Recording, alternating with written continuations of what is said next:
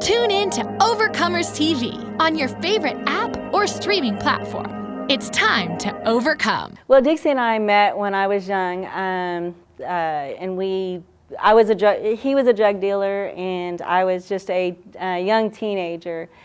Shortly after we got married, he found himself facing a 80-year prison sentence, and I was stuck at 19 years old with 2 kids, and my sole provider gone. I had to figure out how to survive and move forward in that.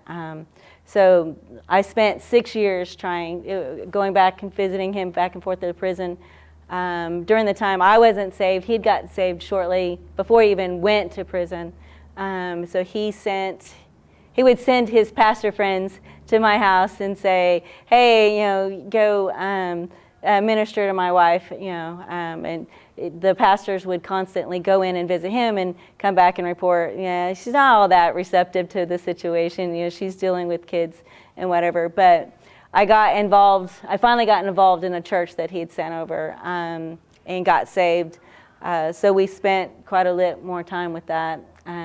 When Dixie got out of prison, we started going to church and what have you, but it was constantly his God and not mine, and it was still that scenario. When he decided to go into full-time ministry, he just calls me up one day and says, hey, God's leading me to go into full-time ministry. I quit my job, so and I'm an accountant, so I'm like going, this is not going to work. How do we support our family and all that? So it took a lot of faith back then to do it. But and I remember the struggles that I had with him being in prison, and the financial struggles that I had. I'm like, oh Lord, we just got out of all of this. To go back into it was kind of scary for us, for me anyway. Yeah, absolutely. And at some point, talk about the birth of the ministry. How did it actually, the genesis? Talk about the beginning. Well, Dixie first started going into the prisons probably within a few years after he got out. He started going back, and he teases that he's doing his time in installments now. He goes back into the prisons just in installments, 2 hours at a time. So he would go back in the prisons, and then we had some friends. We had another friend that got out of prison and needed a place to stay. So Dixie says, hey, you can come stay on my couch. That didn't work so well. So I wasn't so keen on Dixie's friends coming out of prison, coming and staying on my couch. So we seen that there was a need for people who were coming out of prison that needed a place to stay. And one of Dixie's mentors, Dave King, had a building that he was using used to use for another program similar to what we were doing. And he said, hey, you guys can come start a ministry here with this. And for women, we wanted to start with women and children first. So we had a building down at 12th Street, and we just started out with a few people. But that was a time when my sister needed help. My sister was coming from Oklahoma City. She was getting out of an abusive relationship. So we were able to bring her in and get her part of Wings of Freedom in that, and get her on her feet. And we're like, this could really work. We could really do something with this. And God just kept building it from there. So it's pretty neat. Awesome. Talk about your role and your involvement with the ministry now. My role and involvement with the ministry now is on the financial aspect side of things. While Dixie was in prison, I was able to go back to school to be an accountant, which was my goal before Dixie got involved. Because when me and Dixie first met, I was the straight A student in school. I was well on my way to doing great things, and I had this solid plan of being a CFO by 25 years old and not getting married and blah, blah, blah. Now, that all changed. That really changed with him. So when he went to prison, I got back into that. So I was able to go through for accounting. I landed an accounting job as the director of accounting for Tulsa Welding School, which without any real education, I got the top job in the accounting department. But all that to say is like God gave me the ability to learn the accounting aspect of things and be able to go back to school, get my master's degree in accounting, and so I could help run the businesses. So when we first started out, we had Wings of Freedom was very small, but we realized we needed places for people to go to work. So we had people who were skilled in businesses, so they would come along and they want to manage it for us. So we invested in them to grow these businesses where our clients could come and also learn skills to be able to go somewhere else. So I do the accounting side of that through all of our different businesses, through Pro Sprinkler, through our restoration company, through Wings of Freedom, the church. I help do all the business management of all that. Excellent. So, very good. Very important. Muy importante, as they say in Spanish. Yeah. Very good. How do you describe the vision, the mission, the heartbeat of Wings of Freedom? I describe the vision of Wings of Freedom as we really want to empower people to freedom. One of the things that I think that really sets Wings of Freedom apart, and I was discussing this earlier, Wings of Freedom is set apart because we have the ability to help with the sober living and all of those things. And there's a lot of programs that do that. There's a lot of sober living programs who help people coming out of addiction and all that. But with us, we have a grace component that's involved in that when someone falls or tests positive for drugs or whatever, it's not a final sentence for them. It's like some other programs that come along. For us, it's like we try to determine why they fell, what was happening in their life to make them fall. And give them the grace component of being able to move forward with that. So I think that sets us apart in what God would want us to do in that aspect of it. Very good, very good. Talk about evangelism. How are people hearing about the gospel in the process? People are getting saved. People are hearing about the gospel mainly because of in-person testimonies. I mean, everybody has a story, and as they start telling their story about what God's done in their life, then it empowers someone else. So it's really neat to see that our clients they don't just get saved; they embody Christ. They bring it in, and they're willing to share and are bold in sharing their gospel, sharing the testimonies with them. Dixie always teases that there's a lot of Secret Service Christians. They see us there, but with us, our clients and the people that come through our program are not Secret Service. They want to share what God's done in their life, and they want to share it with their friends and their families. And even if they've fallen and come back, they immediately realize they can go back to Wings of Freedom and the church and everything, and they take God with them. They don't leave it in their jail cell or leave it at their apartment. They take them with them. So. Good stuff. So discipleship, you can talk a little bit about the wheel within a wheel, how the work ethic, structure, how that all helps, and even helps generate revenues for the ministry to be sustainable. Yeah. Okay. So as everyone knows, that it takes finances to run a ministry, and that an accountant's job, that's the one thing they're worried about the most. They're always worried about where the money's coming in and what have you. But God has been very faithful in us to be able to have businesses that we can operate that are for-profit businesses, but they funnel the funds back into Wings of Freedom to help support it so that it's not so stressful on the clients and that aspect is so we've been very successful in our irrigation business. We've been very successful in our trailer business, and not only, like I said, providing employment for our clients, but also the services that are necessary. When people realize that our businesses are linked to faith-based services, they tell their friends, and they're more apt to use our services because we're faith-based. And they realize that the profits are not just going to individuals; it's going back into a ministry.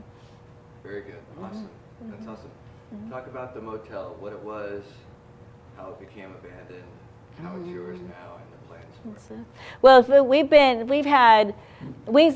church, we've had this corporate office here that's on 11th Street and for probably 12 years now, and we've had the church building for since 2006. So we would drive back and forth constantly from our corporate offices over to the church and back and see the motel. We would constantly see that there would be people. It was functioning as a motel, but then it would turn around and be abandoned again. So we've probably seen the turnover in management, or not in management and ownership for quite some time. And we were like, Lord, someday we're gonna have that. Someday that's gonna be. We're going to be able to take care of that, and we're going to be able to buy that because it's perfect prime location for us. It helps keep. We have another apartment complex that's right by it too, so it keeps everything more central and cuts down on some of our expenses aspect of it. So we would constantly see drug activity going there. And when we first bought the property in 2020, we would have to keep boarding it up. We would have to come in. Homeless people would break down the doors and then turn around, and we would have to replace all of that because it just this area got to be homeless. And most people were like going, why would you buy a motel in a drug-infested area? And it was like, this is prime for us because we're gonna change it around. Instead of it being drug infested, we're gonna be able to provide a sober community for people to come, and it's very needed, obviously, because there's drugs that's been going through it. So it's needed to have that ability to take care of them. So talk about the financial plans, what the needs are to make it what it needs to be. Well, the needs is we're looking at with the renderings that we have available to us that we want to go. It's going to be anywhere from $3 to $5 million project, that can be overwhelming for someone who we've functioned on little bit of nothing all the time. I mean, we've been doing this for 20 years now, and I always joke around and say that we never have any money. It's just not, and because we're constantly investing in our clients, in our properties, in making things better. So when Dixie's wanted to step out and do this, is like the accountant in me says, "Oh Lord." But every time, Lord has been He's always come through and made it available for us. So we're excited about what God's doing. It's not a aspect of being concerned. It's more we're excited. We're excited that God's going to bring on new opportunities for us and expand. Good. This is a good place for you to go ahead and do your little presentation that you want to lay down. My big thing is I wanted to share with everybody that I'm not I'm not an in front person, but Dixie and I do things as a team. We're a team, and it's really exciting to be able to. I never dreamed when I said I was going to be a CFO of a company that it would be a company that I could work alongside my husband and share in a ministry that would help people that were in the situation that I was in when he went to prison. That was able to, we can take some of that burden off of a single mom who is trying to figure out what life is without her husband.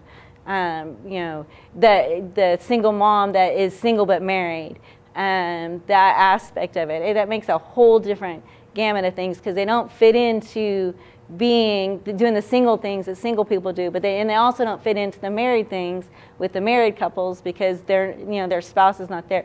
So it's nice for me to be able to help a person that or a single mom that is going through this, because it's a struggle. It's a struggle to do both, and I'm excited to be able to help do that. So That's good. That's good. Okay. So talk about all the ways people can get involved with support Wings of Freedom. That's always a struggle for me in the aspect of getting involved, but there's lots of different ways. As from financial, from prayers, to coming and just volunteering and hanging out with, being mentors to our clients, because they need somebody who has been through a situation, or sometimes it's just they just need spiritual guidance. They need somebody to be a friend. They need somebody that they can trust, and so those aspects of it. The in-kind donations, we need small appliances, furniture, decorations. It's always nice to be able for a person to have something to make the home. So That's good. that's it. Yeah, you were saying they need friends. We talked about that earlier. Mm-hmm. A friend loves at all times, and a brother is born for adversity. So as people are going through the adversity, they got that friend that's closer than a brother to help them go through it, right? Right. Why do you do what you do? I do what I do mainly because seeing the lives changed. We have really got to see a lot of lives change, and not just the person who is in addiction, but the family, the whole unit. We get to be able to see the mom restored with their kids, the mom restored with their mom, or the aspect of the whole family unit. And it's neat to be able to see that just affecting one life will really actually affect 10, and the ripple effect behind just taking one person out of drug addiction. People don't realize that drug addiction in prison, it doesn't just affect the person that was incarcerated. It doesn't just affect the person who's addicted. It affects the whole family. It can go quite far. But if we can get to the core and help those, that we can reach a whole lot more people, and that's a neat aspect of it. Very good. Final. Is there anything else the Lord put on your heart to share with us today? You can't come back after them. I know, right? I can't redo it. I can't redo it again. No. I think that no, I think we got it. God's good. Drop the mic? Yeah. There you go. Right. Thanks. I think you good. got it. Thank you. So, just one last word, talk about your staff, talk about your team. Oh my gosh, God has given us an amazing team. I have Lenora, who has worked for us for, nearly 20 years. So we have people who, when they come, they stay. And not because we pay them well, because we're a ministry, we can't necessarily do that. They stay because they love the mission, they love what we do. So Lenora's been with me for nearly 20 years. We've got Leanne that when she speaks to customers about Pro Sprinkler, about an irrigation, she brings Christ in it. It's amazing how she can bring life into somebody who's just calling to get their sprinkler system repaired. And she's done that with us at the Green Country Trailer. It's neat to be able to share. We have people who really buy into what we do, and it's really neat. That's probably when I've worked corporate office for a bit, but we're family, and it's really nice to be family. Celebrate what Jesus is doing throughout the nation and rise up to answer His call on your life. To serve the poor, heal the broken, free the captives, and bring joy to those in need. Find hope, encouragement, and motivation through Overcomers TV. This inspiring network features everyday people and ministries across America who are putting God's love in action. Tune in to Overcomers TV on your favorite app or streaming platform. It's time to overcome.